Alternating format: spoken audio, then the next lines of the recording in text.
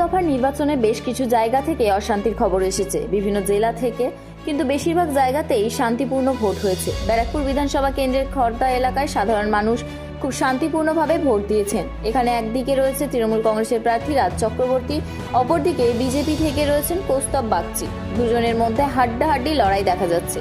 বারবার বিজেপির পক্ষ থেকে বলা হয়েছে এই এলাকায় তৃণমূল গন্ডগোল করছে, কিন্তু এলাকায় খুবই শান্তিপূর্ণভাবে ভোট হয়েছে। আমাদের প্রতিনিধি কথা বললেন HCC worker union general secretary এবং TMC core committee member Sunil সরকারের সাথে। উনি নিজে ভোট দিয়ে আমাদের ক্যামেরার মুখোমুখি হয়ে জানালেন, মানুষ ঐক্যবদ্ধ হয়ে শান্তিপূর্ণভাবে এখানে ভোট দিয়েছেন। আমাদের বিশ্বাস মানুষ দিদির উন্নয়নকেই ভোট দিচ্ছেন। আমরা আশাবাদী ব্যারাকপুরের সাথে সাথে পুরো বাংলাতে মমতা বন্দ্যোপাধ্যায় মুখ্যমন্ত্রী হিসেবে আবারও চতুর্থবারের জন্য আসবেন। বিজেপিকে কটাক্ষ করে উনি আরও কি বার্তা দিলেন শোনাবো আপনাদের। ভোট দিলাম, সুস্থভাবে ভোট হচ্ছে।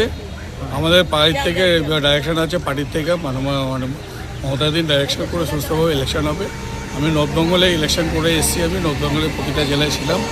এসে আমার নিজের এলাকা যেহেতু খড়দা, আমি এখানে খড়দা ব্যারাকপুর বিধানসভা, সেখানে আমি এখানে ভোট দেওয়ার জন্য এসেছি। আমার এখানে বাড়ি, আমি নর্থ বেঙ্গল করার পরে পিসফুলি ভোট হচ্ছে।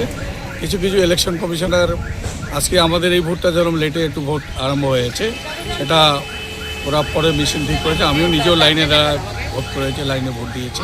সাধারণ মানুষ সুস্থভাবে ভোট দিচ্ছে। মানুষের কাছে আবেদন থাকবে আপনারা সুস্থভাবে ভোট দেবেন, এটাই আমার আবেদন থাকবে। সব আমাদের দেশবাসীকে, পশ্চিমবাংলাবাসীকে আমাদের এটা অনুরোধ থাকবে, সুস্থভাবে ভোট করুন।